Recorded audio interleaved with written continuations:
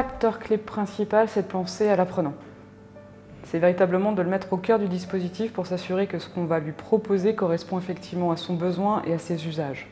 Il faudrait que les gens puissent disposer d'un moyen de se former où ils veulent, quand ils veulent et sur n'importe quel support. Les facteurs clés de succès, c'est qu'ils soient construits autour des personnes, c'est-à-dire qu'ils soient profilés, c'est-à-dire qu'ils répondent aux attentes de chaque personne, qu'ils soient facilement accessibles et qu'il y ait des modalités complètement différentes et qu'il y ait du fun dans ce qu'on propose. Sinon, les gens rapidement vont se décourager, que ce soit aussi proche possible que l'expérience qu'ils ont à la maison. Pour moi, le facteur clé de succès d'un dispositif de digital learning et même de formation en général, c'est le plaisir, l'énergie que va réussir à donner le formateur grâce à ces outils, à tous ces apprenants. Si on a le plaisir, si on a l'énergie, on apprend bien.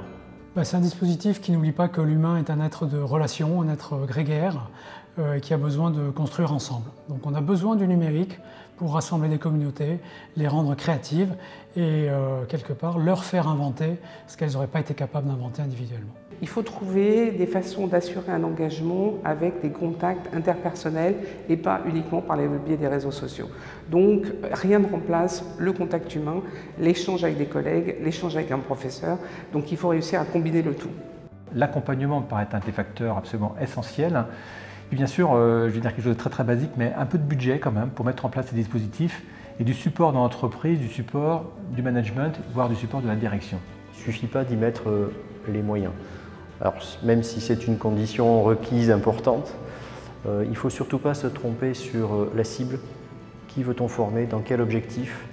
Et pour que ce soit réellement un succès, il faut que ce soit adopté. Pour qu'il y ait adhésion, il faut qu'il y ait utilité. Il faut inventer une pédagogie qui intègre ces outils nouveaux. Et au fond, la révolution qu'il y a à faire, alors elle est plus facile pour certains que pour d'autres, c'est passer de l'apprentissage du savoir à l'apprentissage de gestes professionnels.